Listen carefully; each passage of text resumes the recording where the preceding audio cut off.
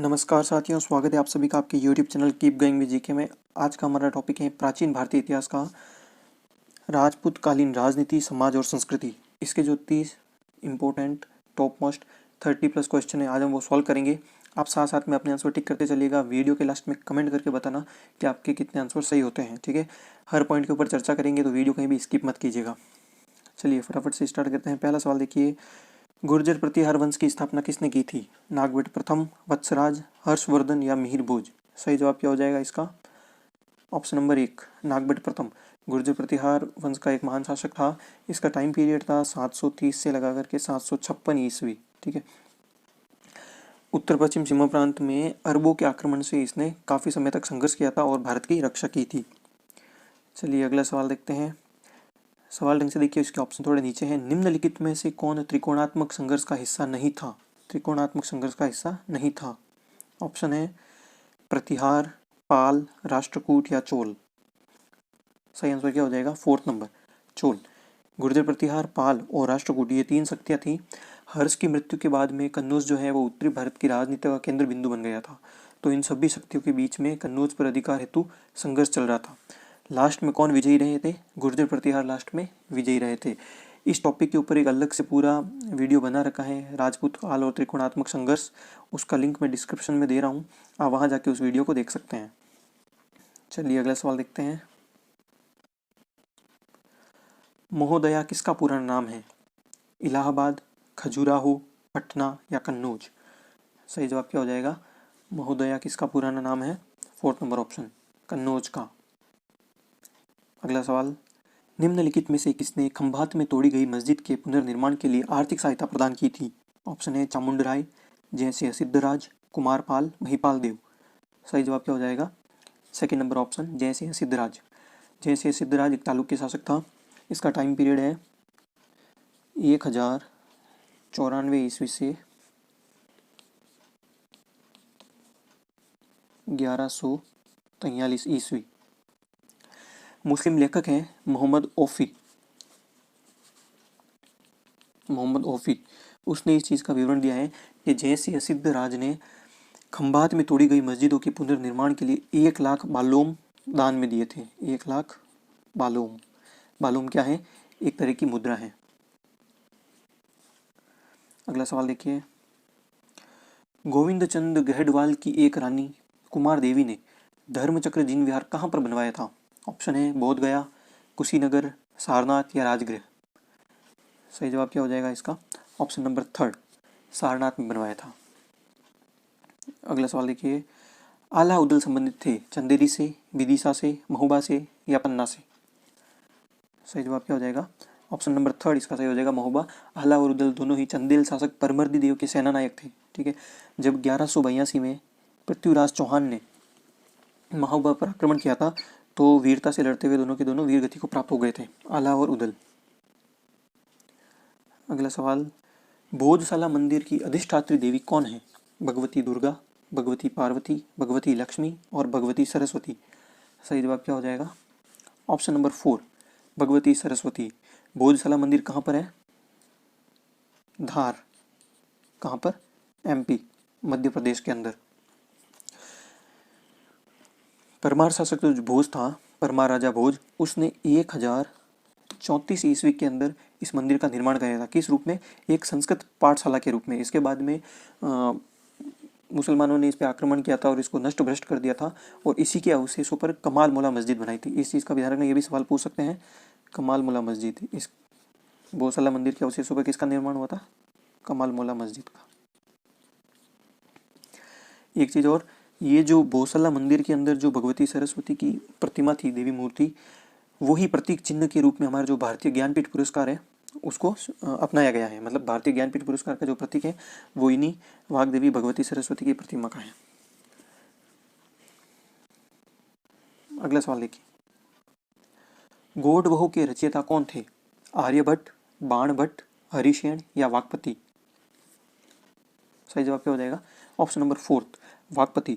कन्नौज के चंदेल शासक यशोवर्मन के राजाश्रित कवि थे। कौन? वाकपति। और इन्होंने गौड़ की रचना की थी। ये एक सवाल भी पूछ सकते हैं कि गौड़ की रचना किस भाषा में हुई थी, तो इसका आंसर आप लगाना प्राकृत भाषा। गौड़ की रचना प्राकृत भाषा में हुई थी। इसके साथ ही यशोवर्मन के बारे में एक और चीज़ बता देते हैं। चंदेल शासक जो यशोवर्मन था, जिसके राजाश्रित कवि थे ये वाकपति, इन्होंने खजुराहो के अंदर जो विष्णु मंदिर है उसका निर्माण करवाया था। और इसी यशोवर्मन के समय में एक चीनी यात्री है हुई चाहो, वो भारत की यात्रा पे आया था। ये भी सवाल पूछ सकते हैं, ठीक है।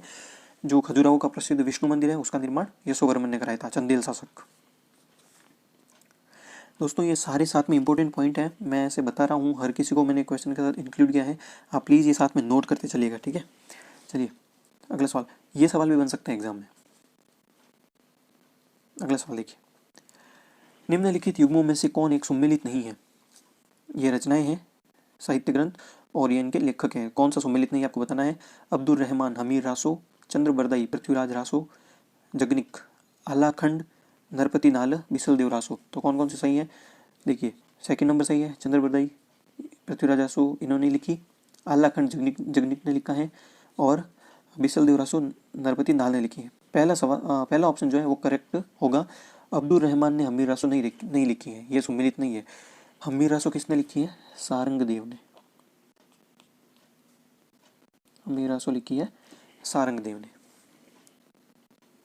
अगला सवाल देखिए, निम्नलिखित राजपूत वंशों में से किसने 8वीं शताब्दी में दिल्ली का या दिल्ली, इसे दिल्ली का भी बोलते हैं, दिल्ली का मिल जाएगा आपको, दिल्ली का मिल जाएगा, कोई भी नाम मिल सकता है, ठीक है।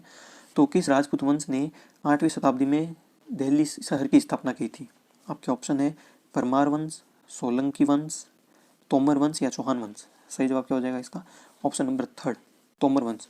तोमर वंश का एक शासक था अनंगपाल नाम से शासक था, अनंगपाल तोमर, उसी ने दिल्ली की स्थापना की थी। अगला सवाल देखते हैं, निम्नलिखित में से किसने सोमपुर महाविहार का निर्माण कराया था? कुमारगुप्त प्रथम, हर्ष, धर्मपाल या विजयसेन। सही जवाब क्या हो जाएगा? Option number 3 Dharmapala. सोमपुर महाविहार पहाड़पुर यहाँ पर स्थित है ये, और विक्रमशिला विहार, दोनों के दोनों किसने बनवाए थे? धर्मपाल ने बनवाए थे। अगला सवाल, जेजाक भुक्ति प्राचीन नाम है किसका? बघेलखंड का, बुंदेलखंड का, मालवा का या विदर्भ का। सही जवाब क्या हो जाएगा इसका? Option number 2 Bundelkhand. चंदेल वंश का जो संस्थापक था नन्नुक, चंदेल वंश का संस्थापक कौन था? नन्नुक, ये भी ध्यान रखना। उसका पौत्र मतलब उसका पोता था जयसिंह, इसको जेजा भी बोलते थे। इसी के नाम के ऊपर बुंदेलखंड का नाम जेजाक भुक्ति रखा था, मतलब कि प्राचीन नाम में जेजाक भुक्ति था, बाद में बुंदेलखंड हुआ। एक और है उसका भी ध्यान रखना आप, पुंड्रवर्धन भुक्ति, ये भी पूछते हैं एग्जाम में। पुंड्रवर्धन भुक्ति ये कौन सा एरिया था, ये कौन सा प्रांत था? तो उत्तरी बंगाल का, उत्तरी बंगाल, इसको पुंड्रवर्धन भुक्ति बोलते थे। हैंड राइटिंग थोड़ा समझ में ना आए तो मैं हर चीज़ को रिपीट कर रहा हूँ, 2 बार बोल रहा हूँ, आप नोट करते चलेगा, ठीक है। अगला सवाल, निम्नलिखित में से किसने राष्ट्रकूट साम्राज्य की नींव रखी थी? सवाल ढंग से पढ़ लीजिए, निम्नलिखित में से किसने राष्ट्रकूट साम्राज्य की नींव रखी थी? ऑप्शन है अमोघवर्ष, दंतीदुर्ग, ध्रुव और कृष्ण प्रथम। सही जवाब क्या हो जाएगा? Option number 2 Dantidurga. 736 ईस्वी में राष्ट्रकूट शासक दंतीदुर्ग ने राष्ट्रकूट वंश की नींव रखी थी, और इसकी राजधानी कौन सी थी? राजधानी भी पूछते हैं, मान्यखेत, राजधानी थी मान्यखेत। एक और पॉइंट दंतीदुर्ग से संबंधित, दंतीदुर्ग ने उज्जैनी में हिरण्यगर्भ महादान यज्ञ करवाया था।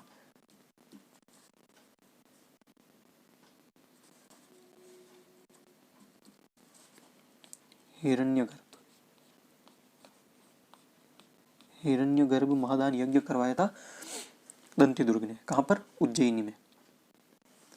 अगला सवाल, किस इतिहासकार ने 800 से 1200 ईस्वी के बीच के काल को राज्यों के अंदर राज्यों का काल कहा है?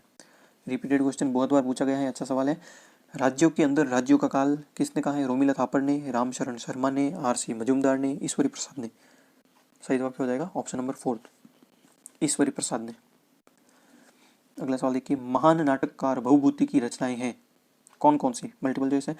मालती माधव, उत्तर रामचरित, महावीर चरित और कादम्बरी। फिर नीचे कूट दे रखे हैं 1 2 3 2 3 4 3 4 5। तो पहले इसमें से चूज कर लेते हैं। महान नाटककार भवभूति की रचना इसमें से कौन कौन सी है? तो इसमें से ये देखिए कि जो 4th नंबर है कादम्बरी, कादम्बरी किसकी रचना है? बाण भट्ट की। कादम्बरी बाण भट्ट की रचना है। उसके अलावा मालती माधव, उत्तर रामचरित और महावीर चरित, ये तीनों की तीनों जो है भवभूति की रचनाएं हैं। तो इसका सही जवाब क्या हो जाएगा? 1 2 और 3। ऑप्शन नंबर फर्स्ट इसका करेक्ट आंसर है। अगला सवाल देखिए, गढ़वाल राजवंश की नींव कन्नौज में किसने रखी थी? ऑप्शन है चंद्रदेव, हरिश्चंद्र, गोपाल और गोविंद चंद्र। सही जवाब क्या हो जाएगा इसका? ऑप्शन नंबर फर्स्ट, चंद्रदेव नामक शासक था, उसने गढ़वाल राजवंश की नींव कन्नौज में रखी थी। इसका टाइम पीरियड क्या है?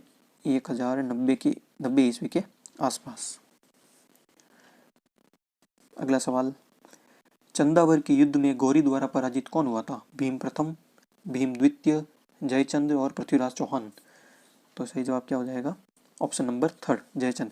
कब हुआ था? 1194 के अंदर हुआ था चंदावर का युद्ध। इसके अंदर जयचंद्र गढ़वाल मोहम्मद गौरी से पराजित हुआ था। अगला सवाल, निम्नलिखित में से किस राष्ट्रकूट शासक ने रामेश्वरम में विजय स्तंभ स्थापित किया था?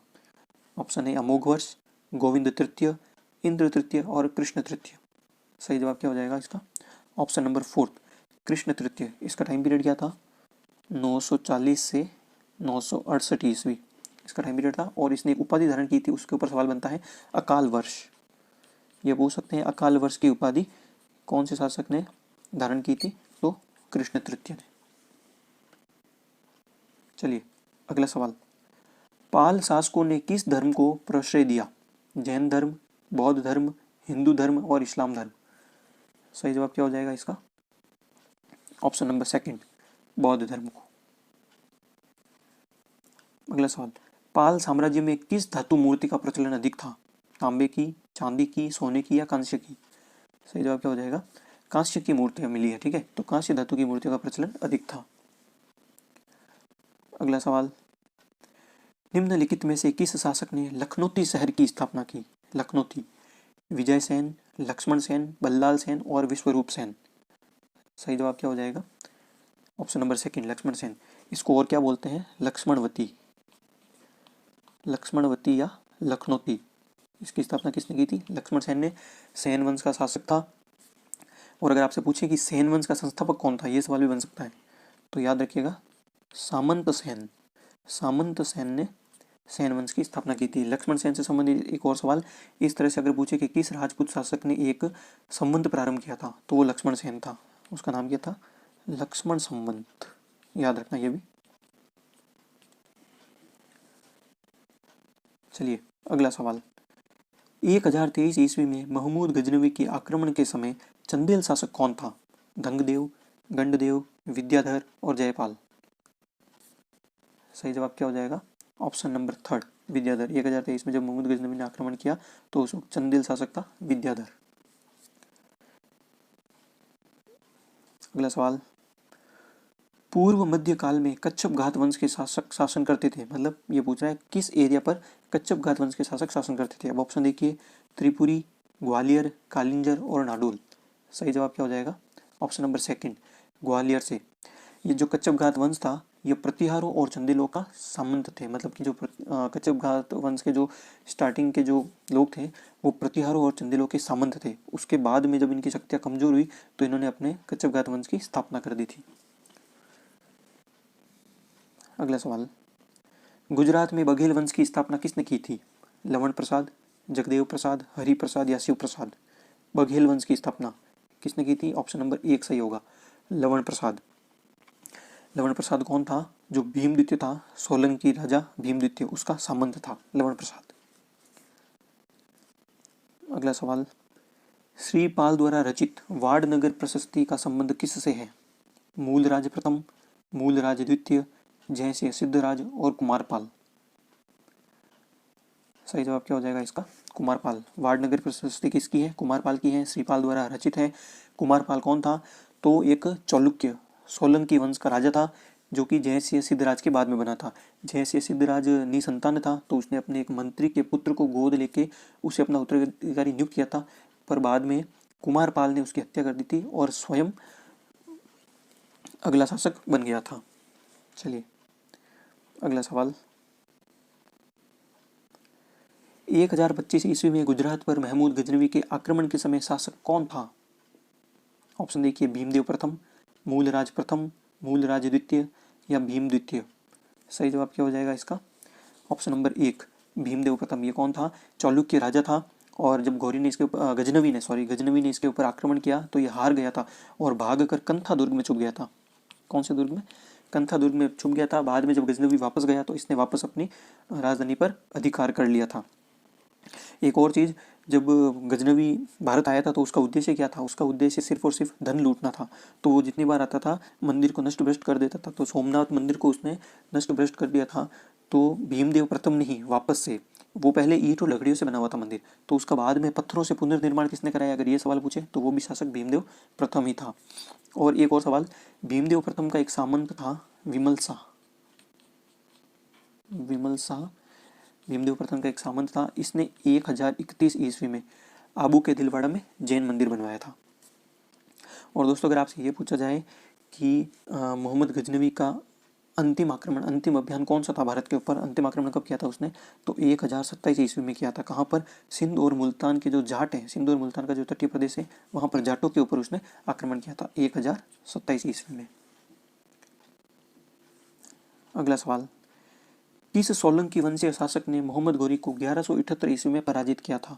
कर्ण, जयसिंह, मूलराज द्वितीय और भीम द्वितीय। सही जवाब क्या हो जाएगा इसका? ऑप्शन नंबर 4 भीम द्वितीय। बहुत जगह मूलराज द्वितीय आंसर दे रखा है, पर यह गलत है। मूलराज द्वितीय ने नहीं युद्ध किया था भीम द्वितीय ने। मूलराज द्वितीय का टाइम पीरियड था 1176 से 1178, और भीम द्वितीय का समय था ये 1178 से लगा करके 1238 में। तो एक जगह है कारशहद नाम से एक जगह है, यहाँ पर गौरी की सेना और भीम द्वितीय के बीच में युद्ध हुआ था, जिसमें मोहम्मद घोरी को हिंदुस्तान के अंदर पहली शिकस्त मिली थी। किसके द्वारा? भीम द्वितीय के द्वारा। सही जवाब हो जाएगा 4 नंबर, भीम द्वितीय। अगला सवाल देखिए, राजपूतों की उत्पत्ति विषयक मत निम्नलिखित में से किस ग्रंथ में मिलता है? राजतरंगिणी, पृथ्वीराज रासो, मुद्रा राक्षस और काव्य मीमांसा। सही जवाब क्या हो जाएगा? पृथ्वीराज रासो। किसने लिखी थी? सबको पता है, चंद्रबरदाई की रचना है। ये पृथ्वीराज चौहान राय पिथौरा के मित्र थे और उनके दरबारी कवि थे। इन्होंने पृथ्वीराज रासो लिखी थी, और इसी में राजपूतों की उत्पत्ति विषयक जो अग्निकुंड सिद्धांत है उसके बारे में बताया गया है। कौन कौन सी थी वो 4 राजपूत जातियाँ जो अग्निकुंड सिद्धांत वशिष्ठ के अग्निकुंड से प्रकट हुई थी? अच्छा सवाल है, आप कमेंट करके बताइए। चलिए मैं डिस्कस कर ही लेता हूँ। एक तो थे प्रतिहार, एक थे परमार, चालुक्य, और लास्ट कौन थे? चाहमान, जो चौहान कहलाए। ये 4 राजपूत जातियाँ थी जो कि वशिष्ठ के यज्ञ से उत्पन्न हुई थी। अगला सवाल देखते हैं, 10वीं शताब्दी की कश्मीर की शासिका महारानी दिद्दा किस वंश से संबंधित थी? ऑप्शन है लोहार वंश, उत्पल वंश, कारकोट वंश या परमार वंश। सही जवाब क्या हो जाएगा इसका? ऑप्शन नंबर 1 लाहौर वंश। कश्मीर की एक फेमस शासिका थी महारानी दिद्दा। 50 साल तक राजनीति में एक्टिव रही थी कश्मीर की, 50 साल तक शासन किया था। इसमें थोड़ा कन्फ्यूज़न है। एक्चुअली क्या था कि सबसे पहले उत्पल वंश था। उत्पल वंश जब खत्म हो गया तो एक यशस्कर वंश बना था। कौन सा? यशस्कर वंश। तो इसका जो पति था, महारानी दिद्दा का जो पति था वो यशस्कर वंश का था, परंतु ये स्वयं जो थी वो लोहार वंश की थी। ठीक है क्यों? और इसके बाद में जो इसका एक भतीजा था, महारानी दिद्दा के बाद में जो इसका भतीजा था, उसी को उसने अपना उत्तराधिकारी चुना था, वो लोहार वंश का था। तो अगर महारानी दिद्दा किस वंश से संबंधित थी तो पूछा जाए तो लोहार वंश की। उसका विवाह किस वंश में हुआ था? तो यशस्कर वंश में। अगला सवाल देखते हैं, मुद्रा राक्षस के रचयिता कौन थे? कालिदास, विशाखदत्त, बाण और बहुभूति। फेमस क्वेश्चन है, बहुत बार रिपीटेड, सब बता देंगे आंसर। सही जवाब क्या हो जाएगा इसका? विशाखदत्त। आगे बढ़ते हैं, अगला सवाल, मेधातिथि किस ग्रंथ का टीकाकार था? ऑप्शन देखिए, मनुस्मृति, याज्ञवल्क्य की स्मृति, विष्णु स्मृति और नारद स्मृति। सही जवाब क्या हो जाएगा? मेधातिथि किस ग्रंथ का टीकाकार था? मनुस्मृति का। इसने जो टीका लिखी उसका नाम क्या था? मनुभाष्य। ये भी ध्यान रखना, मनुभाष्य नाम से मनुस्मृति पर टीका लिखी थी किसने? मेधातिथि ने। चलिए अगला सवाल, कश्मीर का नीरो किसे कहा जाता है? कश्मीर का नीरो किसे कहा जाता है? ऑप्शन है ललितादित्य, बल्लाल सेन, हर्ष और अशोक सेन। सही जवाब क्या हो जाएगा? हर्ष। कश्मीर के अंदर लोहार वंश का शासक था, कश्मीर के अंदर जो लोहार वंश था उसका शासक था हर्ष, और इसे कश्मीर का नीरो कहा गया है। इसलिए कहा गया है क्योंकि ये बहुत ही क्रूर और अत्याचारी था, विद्वानों का प्रश्रय देता था। ये इसका प्लस पॉइंट था कि ये विद्वानों को प्रश्रय देता था, परंतु इसका नेगेटिव पॉइंट ये था कि बहुत ही क्रूर और जालिम था। इसकी तुलना किससे की गई है? नीरो से। नीरो कौन था? रोम का सम्राट था, रोम साम्राज्य का एक सम्राट था जो कि बहुत क्रूर था। स्टार्टिंग में अच्छा था पर बाद में इसने अपनी माँ की हत्या करवा दी, अपनी 2 बीवियों की हत्या करवा दी, तीसरी औरत जिसने इसे विवाह करने से मना किया उसकी भी हत्या करवा दी, चौथी औरत जो इसको पसंद आई उसके पति की भी हत्या करा दी, यहाँ तक कि अपने गुरु को भी आत्महत्या करने के लिए इसने मजबूर कर दिया। तो ये बहुत क्रूर था। तो इसी से कंपैरिजन करके इसको कश्मीर का नीरो कहा गया है, किसको? हर्ष को। और साथ ही में कल्हण जिन्होंने राज तरंगिणी लिखी है उसने इसको तुरुस्क बोला है। वैसे तुरुस्क वर्ड यूज हुआ है मुस्लिम आक्रांताओं के लिए, पर इसने तुरुस्क बोला है, मतलब मुस्लिम आक्रांताओं के समान ही ये क्रूर था हर्ष। अगला सवाल देखिए, नीति वाक्यामृत के लेखक कौन थे? नीति वाक्यामृत के लेखक कौन थे? जैन आचार्य सोमदेव, जैन आचार्य जयभद्र सूरी, सोढ़ल और विज्ञानेश्वर। सही जवाब क्या हो जाएगा? Option number 1। कौन है इसके लेखक? जैन आचार्य सोमदेव। अगला सवाल, चचनाम या चचनामा किसने लिखी? चचनामा लिखी गई है। अच्छा, लैंग्वेज पूछ रहा है कि चचनामा कौन सी लैंग्वेज में लिखी गई है। ऑप्शन देखिए, अरबी, फारसी, तुर्की और संस्कृत। सही जवाब क्या हो जाएगा? चचनामा कौन सी भाषा में लिखी गई है? ऑप्शन नंबर 1, अरबी में। चचनामा किस विषय पर लिखी गई है? तो इसके अंदर सिंध प्रांत का इतिहास है, सिंध प्रांत का जो इतिहास है वो चचनामा के अंदर है। किसने लिखी? तो मोहम्मद बिन कासिम का एक कोई अज्ञात सैनिक है, उसके द्वारा ये चचनामा लिखी गई है। किस भाषा में लिखी गई है? अरबी भाषा में लिखी गई है। और ये पूछ सकता है कि चचनामा का अरबी से फारसी में अनुवाद किसने किया था? तो इसका जवाब होगा कूफी। कूफी ने चचनामा का अरबी से फारसी में अनुवाद किया। और एक और लेखक हैं UM दाऊद पोटा, उसने चचनामा का फारसी से अंग्रेजी में अनुवाद किया। ठीक है, अरबी से फारसी में कूफी ने और फारसी से अंग्रेजी में UM दाऊद पोटा, UM दाऊद पोटा नाम है, दाऊद पोटा, इन्होंने इसका अंग्रेजी में अनुवाद किया फारसी से। तीनों पॉइंट ध्यान रखना। और सिंध प्रांत का इसमें इतिहास है चचनामा के अंदर, ये भी ध्यान रखना। अगला सवाल ध्यान से पढ़िए, राजपूत युगीन समाज के विषय में निम्न में क्या सत्य कथन है? मतलब इनमें से कौन से कथन जो है सत्य है? पहला कथन, राजपूत समाज वर्णों एवं जातियों के जटिल नियमों द्वारा शासित था। सही है। परंपरागत 4 वर्णों के अतिरिक्त अनेक जातियां और उपजातियां इस युग में पैदा हो गई थी। ये भी सही है। 12वीं शताब्दी तक राजपूतों की 64 उपजातियों का उल्लेख प्राप्त होता है। ये यहाँ पे गलत हो जाएगा, थोड़ा सा नंबर का ध्यान रखना। 36, 12वीं शताब्दी तक राजपूतों की 36 उपजातियों का उल्लेख प्राप्त होता है, 64 गलत हो जाएगा। लास्ट ऑप्शन है, अनेक जातियां अछूत समझी जाती थी। हाँ, ये भी सही है। तो 1 नंबर सही है, 2 नंबर सही है और 4 नंबर सही है। ऑप्शन कौन सा सही हो जाएगा? 1, 2 और 4।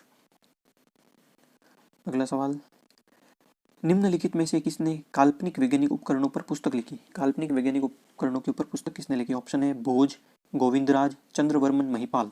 सही जवाब क्या हो जाएगा इसका? ऑप्शन नंबर 1, भोज। तो दोस्तों ये टॉप 30 क्वेश्चन की सीरीज ही है, पर कुछ इंपॉर्टेंट क्वेश्चन मुझे और लगे थे तो मैंने 5-6 और जोड़ दिए। आई होप आपको अच्छे लगे होंगे। तो अगर आप ग्रेड 1 की तैयारी कर रहे हैं या और किसी एग्जाम की तैयारी कर रहे हैं तो ये टॉपिक अगर आपके लिए इंपॉर्टेंट है, अगर वीडियो अच्छा लगा हो तो प्लीज़ लाइक कीजिएगा। अभी इसके ऊपर और बहुत सारे टॉपिक के ऊपर वीडियो आने वाला है, तो चैनल को सब्सक्राइब करना मत भूलिएगा। ठीक है, अपने दोस्तों के साथ जो भी तैयारी करें उनके साथ शेयर कीजिए। और अगर आपको क्विज अटेंड करनी है तो हमारा टेलीग्राम चैनल है, लिंक आपको डिस्क्रिप्शन में मिल जाएगा, कीप गोइंग विद जीके। आप वो भी ग्रुप भी ज्वाइन कर सकते हैं। मैं जल्दी मिलूंगा नेक्स्ट वीडियो के साथ में, तब तक के लाइक और शेयर कीजिए और चैनल को सब्सक्राइब कीजिए। Keep going. जय हिंद।